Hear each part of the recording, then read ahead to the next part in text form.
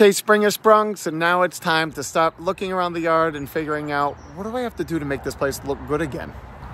All right, so quite commonly right now, it is the middle of March and yards are still very much dormant, but there are definite signs of life, and we need to figure out what needs to get done in what order to make sure this place looks great again for spring. And I figured it's a great opportunity to walk around. So for those pond lovers, water's pretty murky from over the winter time. Some usually are crystal clear, but I did have a couple fish lost this winter, and so I think that little extra nutrients has got me a green spell. But rest assured, green water is many times very healthy, the pond. So the fish are happy, the rest of the fish are happy, the system is healthy, it's just a little dark. So the crew will be coming down. We'll do a full drain and clean, pull this down to nothing, power wash the inside, get it all back and running. And so we'll do that time and time again all spring, power wash and cleaning. Spring is a time for facelifts and not always major tasks, but at the same time, there are definitely some things that will kind of speed up and ensure that you have a great season. So one of them is the ornamental grasses. I love ornamental grasses for winter interest. They look really cool in the fall when everything else is pittering out, but they'll also stay up all winter long. So it's something to look at. But right now, there is growth down at the bottom that's starting to emerge from the bottom. So if I don't do something to these soon, they're going to get all intertwined with the old growth, which is natural for the way the plant normally would go, but doesn't always look that good. So the trick with these is, yes, you can sit there with a little pruner, but I like using head shears. If you just use electric head shears or even gas-powered head shears and just take your time and work your way through, it'll go slow, but at the same time, it's so much faster to do that. Especially with some of these are Cat's Pajamas, Cat Mint from Proven Winners. And so down at the bottom, you can start seeing the growth is starting up down here.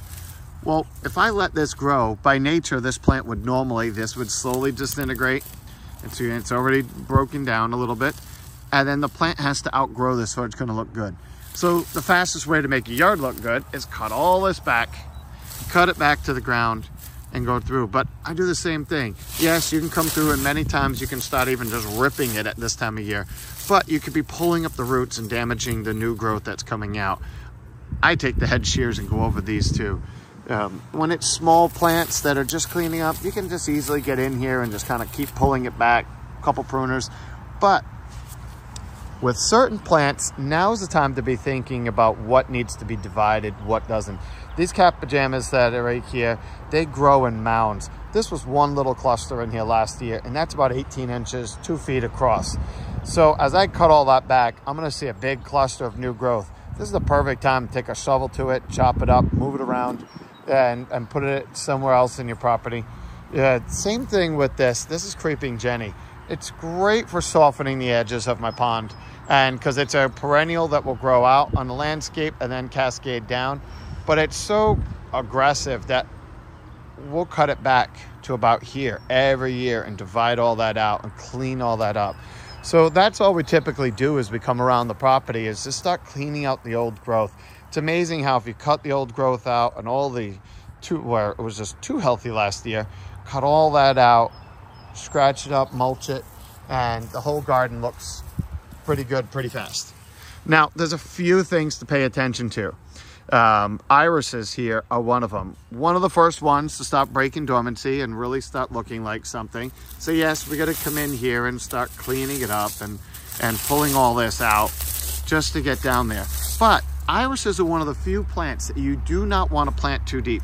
So these are already getting a little bit too deep, and it's mostly because the other growth goes over it. But you can see right here, irises have a corm. So basically it's just another fancy way of saying bulb, but it's think of it like a bulb that's at the surface. The key to these flowering is this corm wants to always be exposed. It wants to be up at the shallow parts of the surface. And so it's very easy for the plants to start growing over it. And then we start putting a fresh coat of mulch in here. Next thing you know, you start creeping up this layer of decomposed mulch and soil on top of the corms. And then next thing you know, your plant's not flowering anymore. Also, you can see on here, they start growing on the outside, and then I start getting these bare patches in the middle.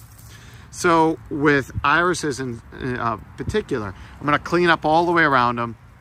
When I go to remulch or compost my garden, I'm going to keep this clean and try to keep this really, really thin. Just a very thin coat of mulch to suppress the weeds. But when I start noticing perennials doing this, this is quite indicative of plants that are ready to be divided, because think of it as these are all growing up and the center here is struggling for sunlight.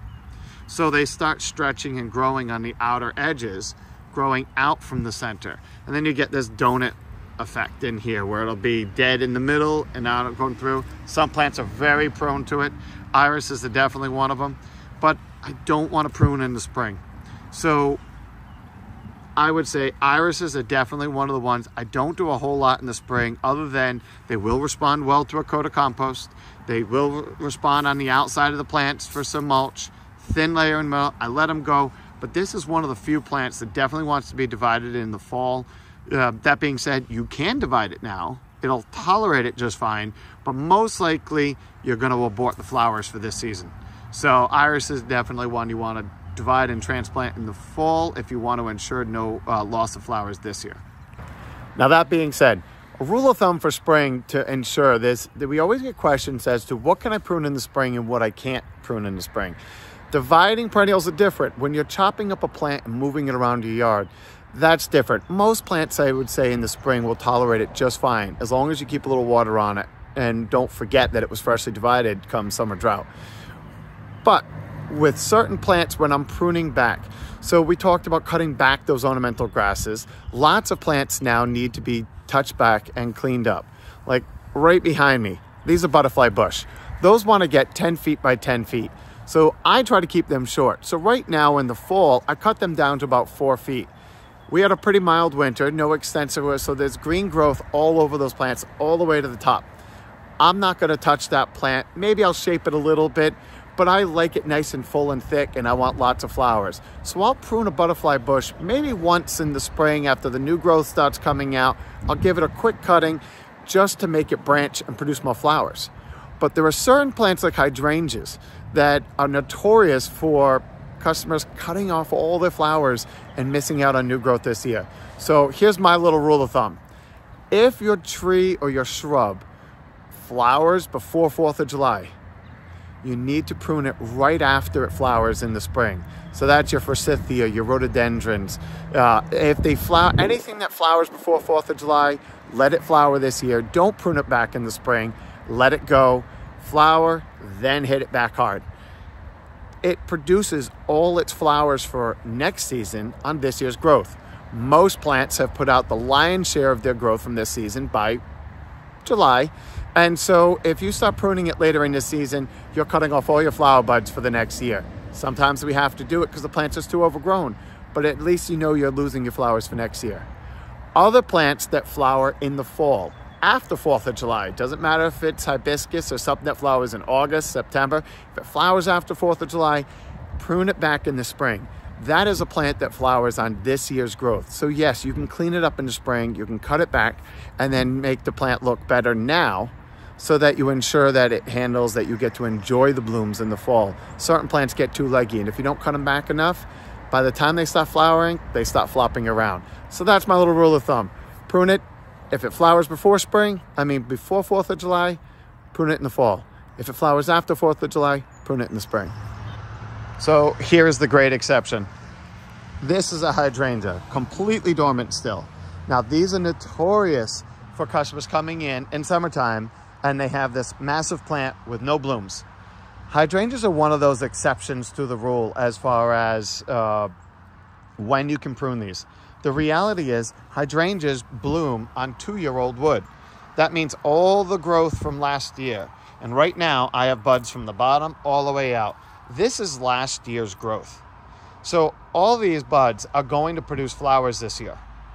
So I can prune this because they are notorious for getting a little bit leggy and floppy, but I can come through here and knock this back, say 6 or 8 inches, because I have buds all the way down, and all of these buds have potential to produce flowers for this year. So I can come through now and I can knock these back You can see we did it last year. That's about 18 inches down from this one. So you can come back here and shape them and tighten them up now and still get flowers for this year. But what you don't want to do is, if I notice that I have buds to here and then no more buds down there, then I am not pruning down below these first shoots. So my rule of thumb is, in the fall, hit them back some to neaten them up and shape them up for the winter. And then in the spring, when I know how much growth is coming back, cut them back harder. For last year was a horrible hydrangea year. We had such cold winds and freezing temperatures that it burned back all the growth, and they notoriously die back to the ground. That's why you get no flowers. But this year, if you're seeing growth all the way up here and you have flower buds, like I'm noticing on a lot of hydrangeas this year, more than likely it's going to be a good flower year.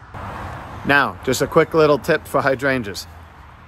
If the hydrangea is near the lawn and you have a problem with your hydrangea turning pink, hydrangeas, many of them then change on the pH of the soil. And what I find is they like it acidic.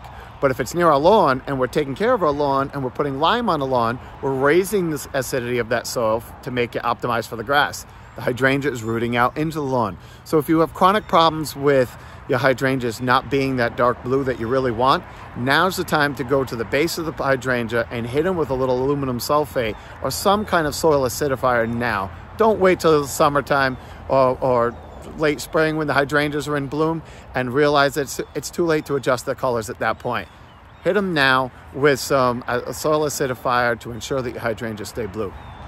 One last tip with the beds. Now's the time, like we were talking, go through, cut everything back, divide them down, put a nice edge on your garden. If this is poor soil, I'm going to go through. I have lots of competition with trees. We have lots of root mass coming through here and competing with these plants. So all these are going to get cut back, cleaned back. Then I'm going to compost these beds. And I'm just going to use just a nice quality compost over the whole garden. If I don't want to do that, then what I'm going to do is I'm going to use like a Costa Maine lobster compost, and I'm just going to put a premium compost right near my perennials that I'm trying to take care of and baby them.